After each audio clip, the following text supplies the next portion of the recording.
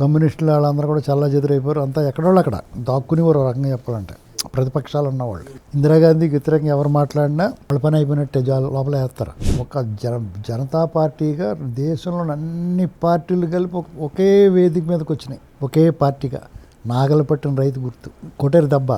దేశ సమైక్యత సమగ్రత గురించి బీజేపీకి తప్పని పరిస్థితుల్లో మద్దతు ఇవ్వాల్సిన పరిస్థితి వాళ్ళు కల్పించారు.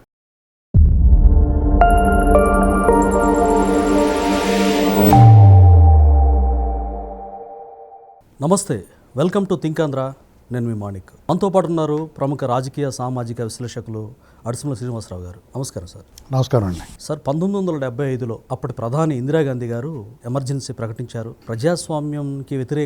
ప్రజాస్వామ్యానికి విఘాతం కలిగే విధంగా తను చాలా నిర్ణయాలు తీసుకున్నారని ఇలాంటి పెద్దలు రాజకీయ విశ్లేషకులు చెప్తూ ఉంటారు. ఆ కాలాన్ని ఎప్పటికి కూడా ఈ జనరేషన్స్ కూడా గుర్తు చేసుకుంటూ ఉంటారు. అయితే తాజాగా ఎన్సీఆర్టీ బుక్స్లో 9th క్లాస్లో సోషల్ సైన్స్లో ఆ చాప్టర్ని ఇంక్లూడ్ చేస్తున్నారు సార్. సో ఆ ఎమర్జెన్సీ చాప్టర్ని ఒక పాఠ్య పుస్తకాలుగా విద్యార్థులు తెలుసుకోవడానికి 9th క్లాసులో చేర్చడాన్ని మనం ఏ విధంగా అర్థం చేసుకోవాలి? అసలు ఎమర్జెన్సీలో ఇందిరాగాంధీ గారు ఎలాంటి నిర్ణయాలు తీసుకున్నారు? అంటే మనకి వాళ్ళున్న పరిస్థితుల్లో ఇందిరే ఇండియా, ఇండియా ఇందిరా అనేటువంటి వాతావరణం ఉన్నదండి దేశంలో. అలాగని చెప్పేసి కాంగ్రెస్ పార్టీ స్వాతంత్రం తెచ్చిన స్వాతంత్ర పోరాటంలో పాల్గొన్న పార్టీగా దేశ ప్రధానిగా జవహర్లాల్ నెహ్రూ గారు ఉన్నాడు. తదనంతరం లాల్ బహదూర్ శాస్త్రి గారు, ఆయన మరణానంతరం ఇందిరాగాంధీ గారు ప్రధానమంత్రి అయ్యారు. కాంగ్రెస్కి ఎదురే లేని పరిస్థితి అండి దేశంలో. జనసంఘని, కమ్యూనిస్టులు ఇలాగ ఎంతమంది ఉన్నా మీకు కాంగ్రెస్ పార్టీకి ఎదురుండేది కాదు. కాంగ్రెస్లోనే పాత కాంగ్రెస్, కొత్త కాంగ్రెస్ అని ఉండేది. అంటే కాంగ్రెస్ నుంచి విడిపడ్డ వాళ్ళు పాత కాంగ్రెస్గా వ్యవహరించేవారు. అలా మీకు అప్పుడు ఎవరు ఏం చేయలేకపోరు. కాంగ్రెస్ ఇందిరాగాంధీ గారు వీళ్ళ విధానాలు నచ్చక బయటపడిన వాళ్ళు ఉన్నారన్నమాట. అయితే మీకు ఏమైందంటే 75 ఆ సందర్భం వచ్చేటప్పటికి అలహాబాద్ హైకోర్టులో ఇందిరాగాంధీ గారికి వ్యతిరేకమైన తీర్పు వచ్చింది. ఏంటి సార్ ఆ తీర్పు? ఆవిడ ఎన్నికలకు డిస్క్వాలిఫై అయ్యారన్నమాట. ఆవిడ డిస్క్వాలిఫై అవుతుంది. ఆవిడ తర్వాత ఇంకోటి ఏంటంటే ఎన్నికల అక్రమాల గురించి తర్వాత ఆవిడ దాన్ని డినై చేశారు. కోర్టుకి వెళ్ళి డినై చేసి అవన్నీ తప్పించుకోవడానికి ఎమర్జెన్సీకి వెళ్ళిపోయారు ఆవిడ. అలాంటియే ఇంకా దేశంలో ఎదురేలేని పరిస్థితి. సంజయ్ గాంధీ గారు కూడా అప్పుడు రాజీవ్ గాంధీ ఆయన రాజకీయాల్లో లేడు. యాక్చువల్గా సంజయ్ గాంధీ ఇందిరాగాంధీ గారు తోడుగా ఉండేవాడు. సంజయ్ గాంధీ గారు అక్రమాలంటూ దేశం అంతా కోడై కూసేసింది. సాధారణంగానే ఒక యువనాయకుడు చేసి ఉండి అవలక్షణాలన్నీ ఉన్నాయి. అందరికీ ఉంటే చాలామందికి ఉంటే కొంతమంది బయటకు వస్తే కొంతమంది బయటకు రావు. ఇందిరాగాంధీ గారు అధికారాన్ని అడ్డం పెట్టుకుని ఆ రోజుల్లో ఎమర్జెన్సీ విధించిన తర్వాత చాలా అరాచకాలు చేశారంటారు. అంటే ఉదాహరణకి కుటుంబ నియంత్రణ. చాలామందికి బలవంతంగా కుటుంబ నియంత్రణ ఆపరేషన్ చేశారు. అందులో ఎక్కువ సఫర్ అయ్యేది ముస్లిమ్స్ సఫర్ అవుతారు. ఎందుకంటే వాళ్ళకి బహుసంతానాన్ని వాళ్ళు ప్లస్ వాళ్ళ అంటే ఆధ్యాత్మిక గ్రంథాలు కూడా అది ఉంటుంది కాబట్టి అలాగనమాట. అలా కొన్ని వర్గాలకి అలాగే ఇబ్బంది వచ్చింది. అలాగే పత్రికా స్వేచ్ఛ, పత్రికలు గొంతు నొక్కారు, విలేకరులు గొంతు నొక్కారు, రాజకీయ నాయకులు ఎవరు మాట్లాడితే వాళ్ళని లోపలేస్తారు. అంతా మా ఫాదర్ వాళ్ళ మీద కూడా నిర్బంధం ఉండేది. సైకిల్ స్టైల్లో రాసి పాంప్లెట్లు ప్రింట్ చేయాలంటే కూడా, ప్రింటింగ్ చేయించాలంటే కూడా నిర్బంధం ఉండేది. ఉక్కుపాదమే. కమ్యూనిస్టులు వాళ్ళందరూ కూడా చల్ల చెదురైపోయారు. అంతా ఎక్కడోళ్ళు అక్కడ దాక్కునేవారు. రకంగా చెప్పాలంటే ప్రతిపక్షాలు ఉన్నవాళ్ళు ఇందిరాగాంధీకి వ్యతిరేకంగా ఎవరు మాట్లాడినా వాళ్ళకి క్షేమం కాదు, వాళ్ళ పని అయిపోయినట్టే లోపల వేస్తారు. నాకు ఆ టైంలో జలగ వెంకటరావు గారు ఉండేవాడు మన రాష్ట్రం ముఖ్యమంత్రిగా. పనిగా నక్సలైట్లు అందరినీ ఏర్పారేసాడు ఆయన.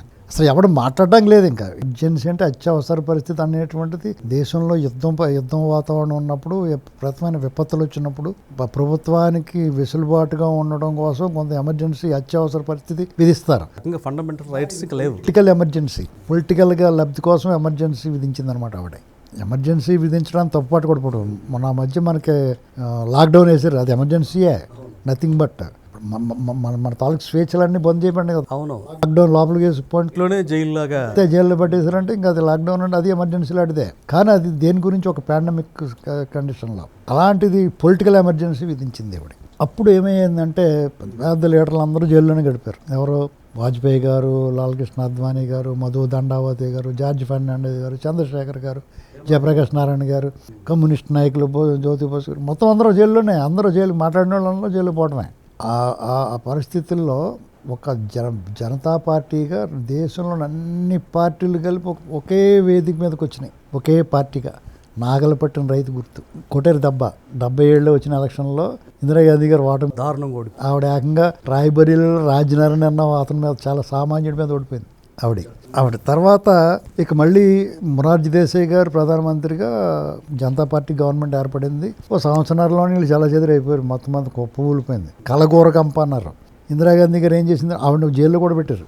ఆవిడ సానుభూతి వచ్చింది, మళ్ళీని ఆవిడ వేధించడానికి ప్రయత్నం చేశారండి. కానీ యాక్చువల్గా జనతా పార్టీ గవర్నమెంట్ పరిపాలన చాలా గొప్పగా ఉంది. ఓకే. అప్పుడు అంటే వాళ్ళు స్వదేశీ విధానాన్ని అవలంబించారు. కోకోకోలా గట్ట బ్యాన్ చేశారు.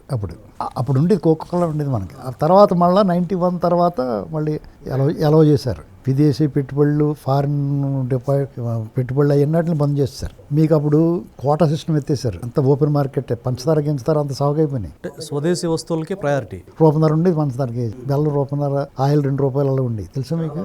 ఐడియా లేదు సార్. 78 ప్రాంతం ఇంటర్మీడియట్ చదువుకునే వాళ్ళు అప్పుడు చాలా చౌకగా ఉండి, అంటే అప్పుడున్న ధరలమే చౌక. అప్పుడు అన్ని కూడా చౌకగానే ఉండి, అప్పుడు రేట్లు తక్కువే కదా, దానికన్నా చౌకగా ఉండి. అంటే అప్పటి వరకు రేషన్లో 3 రూపాయల మీద 2 రూపాయలు 2.5 వచ్చి అన్నమాట. పంచదార రేషన్ అది ఎత్తేసారు, మొత్తం మీద ఓపెన్ మార్కెట్ చేస్తారు. ఒక రకంగా చెప్పాలంటే జనతా పార్టీ గవర్నమెంట్లో బాగానే ఉందనిపించింది. సార్, ఇంతమంది హేమీలు ఉన్నారు కాంగ్రెస్ పార్టీలో. మొట్టమొదటి మహిళ కదా సార్ ప్రధానమంత్రిగా ఇందిరా గారు. ఆవిడ ఎట్లా కమాండ్ సాధించగలిగారు అసలు? ఆవిడ కొన్ని నిర్ణయాలు చెత్తం అండి. ఇప్పుడు తీసుకున్న నిర్ణయం మీద నిలబడడం, కొంచెం తెలివితేటలో ఎవరు ఎక్కువ ఓవరాక్షన్ చేస్తున్నాం అదుపు చేయడం అనేది ఇంత దేశం మొత్తం మీద చాలా అప్పుడు ఆ పట్టు ఇప్పుడు మోడీ గారు సాధించాడు. అది ఇందిరాగాంధీ గారు, పైగా కాంగ్రెస్ కూడా సంస్థాగతంగా బలంగా ఉండే పార్టీ. వ్యక్తి ఆకర్షణ, ఇందిరాగాంధీ విపరీతమైన ఆకర్షణ. దళిత బహుజనుల్లో ఇందిరాగాంధీ గారి పట్ల విపరీతమైన ఫాలోయింగ్ ఉండేది. కరెక్ట్. ఇప్పటికి కూడా చాలా పెద్ద వయసు వాళ్ళు ఆవిడని కలవరిస్తూ ఉంటారు. మాకేమనిపించింది అంటే, మేము అంత కాంగ్రెస్, యాంటీ కాంగ్రెస్. ఇప్పుడు మా కాంగ్రెస్కి వ్యతిరేకంగా సరైన పార్టీ ఉండేది కాదు. జనతా పార్టీ వచ్చిన తర్వాత ఒక పార్టీ వచ్చింది, కానీ అంతకుముందు మరీ చాలా చేద్దరు. ఇండిపెండెంట్లు ఎవరో నిలబడేవారు, ఎమ్మెల్యే కానీ ఎంపీ కానీ పాత కాంగ్రెస్ అని నిలబడేవారు. వాళ్ళు అలా సోదులో కూడా ఉండేవారు కాదు. వీళ్ళకి మధ్య 3 లక్షల తేడా ఉండేది ఓట్లు. చాలా వేరియేషన్.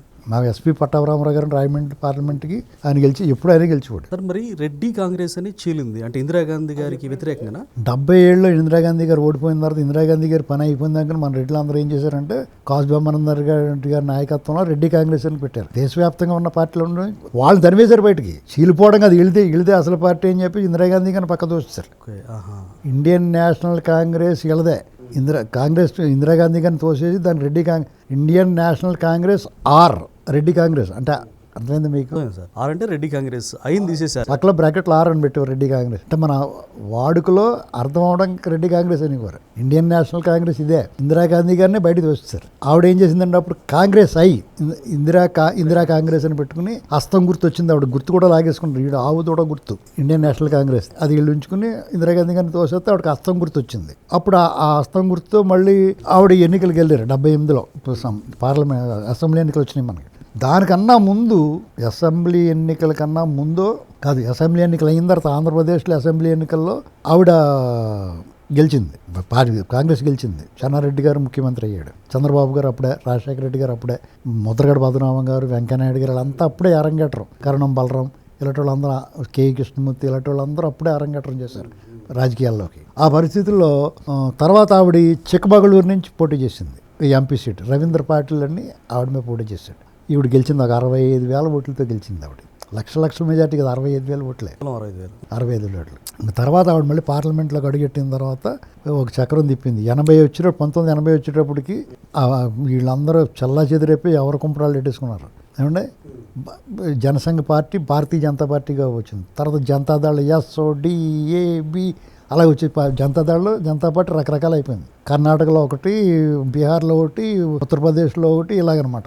జనతాదళం ఉన్నది అన్ని చోట్ల, కానీ అవన్నీ రకరకాలుగా అయిపోయినాయి. తర్వాత అకాలీదళలో అలాగే మొత్తం అన్ని మొక్కలు చల్లా చెదురు పటాపంచులు అయిపోయినాయి.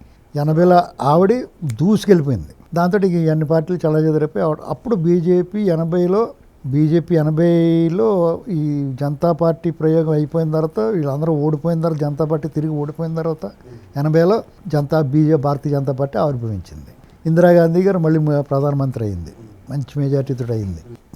అప్పుడు 82 రామారావు గారు పార్టీ పెట్టాడు. బీజేపీ ఆవిర్భావం తర్వాత మళ్ళీ తెలుగుదేశం ఆవిర్భావం. ఇందిరాగాంధీ గారు ఉండగానే ఎన్టీ రామారావు గారు తెలుగుదేశం పార్టీ మంచి విజయం సాధించింది. కర్ణాటకలో రామకృష్ణ హెగ్డే గారు గెలిచారు. సౌత్లో కాంగ్రెస్ 2 లూజ్ అయింది. ఈ పరిస్థితుల్లో ఎన్టీ రామారావు గారు మళ్ళీ దింపేసింది ఆవిడ. ఎమర్జెన్సీ ఎత్తేసి అన్నీ అయిపోయినా కానీ ఎమర్జెన్సీ నాటి పోకడలో ఎమర్జెన్సీ వాతావరణం, ఆవిడంటే భయం ఉండేది అందరికీ. ఆంధ్రాలో మరి రామారావు గారిని దింపేయడం అంటే అంతే కదా. సార్ ఆవిడ్ని గట్టిగా ఎదిరించిన వ్యక్తులు రామారావు గారు ఒకళ్ళని చెప్తారు. గట్టిగా ఎదిరించిన వ్యక్తులు ఫైట్ చేసి తిరిగి ప్రజాస్వామ్య పరిరక్షణ పోరాటం చేసి తిరిగి మళ్ళీ ముఖ్యమంత్రి అవడం రికార్డు. అది ఎవరి వల్ల కాదలేదు. ఆవిడ కూడా మంచి నాయకురాలే. తప్పు జరిగిందని తెలుసుకుని తప్పుని సరి చేసుకోవడం కూడా గొప్పతనమే, మూర్ఖంగా పోకుండా. నీకు ఎక్కడ రామారావు గారు ఎంత ధైర్యంగా దమ్ముగా నిలబడి పోరాడాడో, ఆవిడ కూడా మనం తప్పు చేసాం దీన్ని సరి చేసుకోవడం కూడా గొప్పే. ఆ విషయం మనం మెచ్చుకోవాలి. లేకపోతే మొండిగా పోలేదు ఆవిడ. తిరిగి ఆయన ముఖ్యమంత్రి ఆయనకి ఇచ్చేసిన తప్పు చేస్తామని వీళ్ళు మనల్ని మిస్లీడ్ చేశారు, వీళ్ళు మన నాయకులని అనుకున్నారు.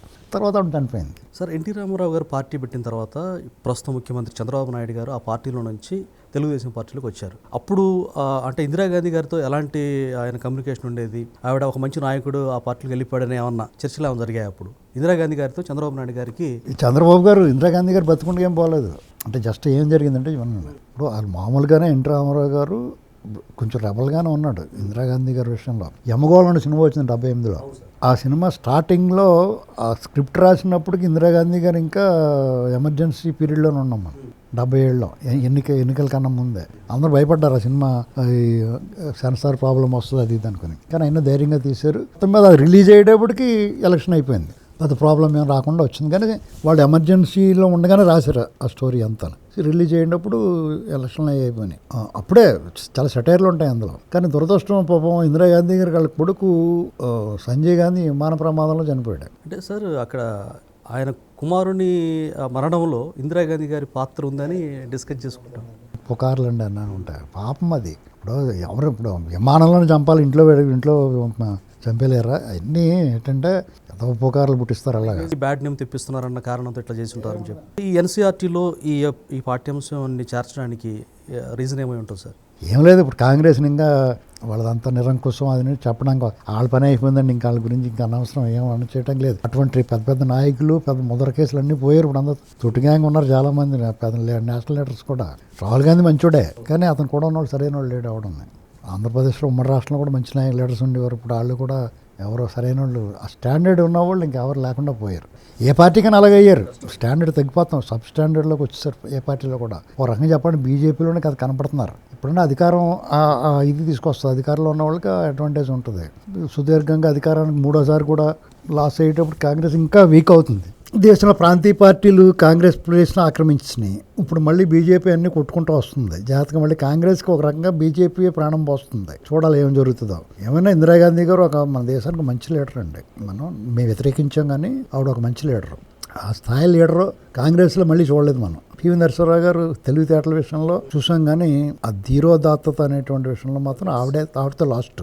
ఆర్థికంగా మన దేశాన్ని ఆదుకోవడానికి మన్మోహన్ సింగ్ గారు మంచి లీడర్స్ కింద ఉన్నారు. అలాంటి లీడర్స్ ఉంటే దేశం ఏదో రకంగా మళ్ళీ స్థిరంగా ఉంటుంది. మళ్ళీ బీజేపీ అంటే ఒక రకమైన ఎమోషన్, దేశ సమైక్యత సమగ్రత గురించి బీజేపీకి తప్పని పరిస్థితిలో మద్దతు ఇవ్వాల్సిన పరిస్థితి వాళ్ళు కల్పించారు. Right sir, thank you.